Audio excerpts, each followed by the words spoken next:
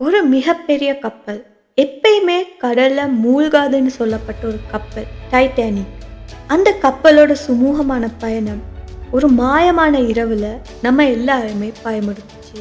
அந்த கப்பல்ல பயணம் செஞ்ச நிறைய பேர் அந்த இரவுல இறந்து போறாங்க. ஆனா அந்த கப்பல்ல சர்வைவ் ஆனாக்களும் இருக்காங்க. So what about the real stories of those who survived? What happened to them? அவங்களுக்கு என்ன தான் நடந்துச்சு, அவங்களோட பக்கத்தில் ஸ்டோரிஸை தான் நாம் இன்னைக்கு இந்த வீடியோவில் பார்க்க போகிறோம். Hello viewers, welcome back to mass Tamil view. இன்னைக்கு வர காட்டியுமே டைட்டானிக்கை சுற்றி நடக்கப்படுற மர்மமான விஷயங்களை எக்ஸ்பிளைன் பண்ணி நம்ம சேனலில் இன்னொரு வீடியோ போட்டிருக்கோம். அந்த வீடியோவை பார்க்காதவங்க அதையும் செக் பண்ணி பாருங்கள்.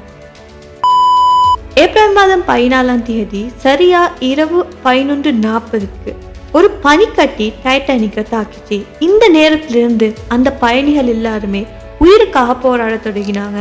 அப்படி போராடி அதிலிருந்து வின் பண்ணி சர்வைவானாக்களோட கதையை தான் நான் இன்னைக்கு சொல்ல போறேன். இந்த டைட்டானிக் பயணம்ன்றது ஒரு புதிய பயணமா இருந்துச்சு. டைட்டானிக் கப்பல்ல ஏறிய நிறைய பேர் இதை அதிசயமா பார்த்தாங்க. அது அவங்களோட ஒரு பெரிய ட்ரீமா இருந்துச்சு. அந்த கப்பலில் பயணித்த எல்லாருக்குமே ஒவ்வொரு தனிப்பட்ட ட்ரீம்ஸ், ஹோப்ஸ் அண்ட் எக்ஸ்பெக்டேஷன்ஸ் இருந்துச்சு. அது எல்லாத்தோடையும் ஒரு தொடக்கமாக தான் இந்த பயணத்தை அவங்க எல்லாரும் போனாங்க. ஆனால் இந்த பயணம் இப்படி ஒரு ஆபத்தை கொண்டு வந்து விளைவுக்குன்னு யாருமே அந்த நேரத்தில் நினைக்கல. ஆனால் சில மணி நேரங்கள்லே எப்பயுமே கடலில் மூழ்கப்படான்னு சொல்லப்பட்ட கப்பல் கடலில் அடிபட்டு சிதறி ஒடிஞ்சி காணாமல் போகுது. அப்படி இந்த கப்பல்லேருந்து சர்வைவ் ஆகி வாழ்ந்தவங்களோட கதைகள் இருக்கு. முதலாவது நாங்கள் பார்க்க போகிற கதை ஒரு தைரியமான பெண்ணுடைய கதை. மோலி ப்ரவுன்னு சொல்லக்கூடிய ஒரு பெண். இந்த கப்பல் மூழ்கினத்தில் நிறைய பேர் இறந்து போனாங்க, நிறைய பேர் உயிர் தப்பிச்சாங்க. ஆனால் மற்றவங்களோட உயிரை காப்பாற்றுறதுக்காக முன் வந்தவள் தான் இந்த பெண்.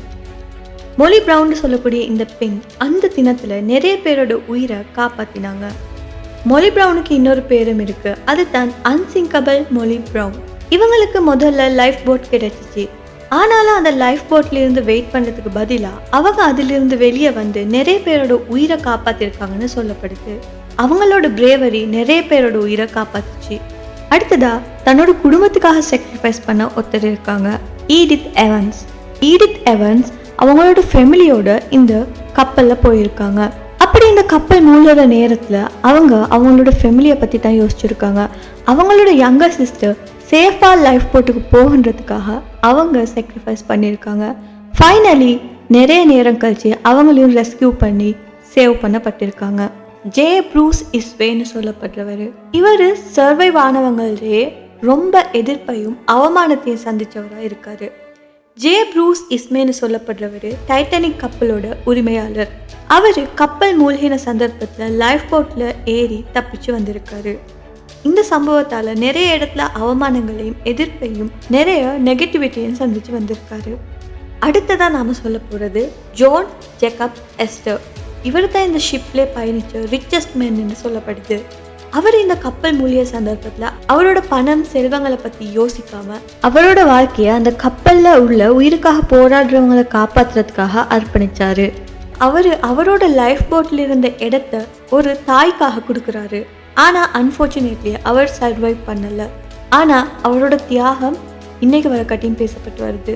அந்த நைட்டில் அந்த கப்பல் மூழ்கிற சந்தர்ப்பத்தில் நிறைய பயங்கரமான விஷயங்களை இந்த சம்பவத்திலேருந்து சர்வைவ் ஆனாக்கள் பார்த்துருப்பாங்க. அந்த கப்பலில் இருந்த ஒவ்வொரு மக்களும் கதறும் சத்தங்களை கூட அவங்க கேட்டிருப்பாங்க. அதில் அவங்க லைஃப் லாங் மறக்க முடியாத ஒரு விஷயமா இருந்திருக்கும். அவங்களோட லைஃப்பில் ரொம்ப பெரிய ட்ராமாவாக இது இருந்திருக்கும்.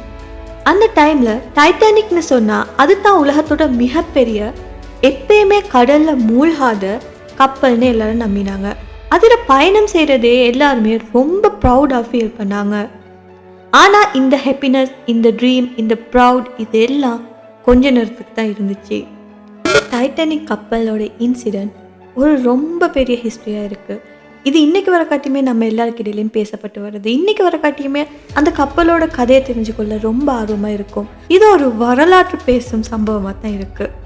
நீங்கள் இந்த டைட்டானிக்கை பற்றி என்ன நினைக்கிறீங்க? உங்கள் தாட்ஸை கமெண்ட்ஸில் சொல்லுங்கள்.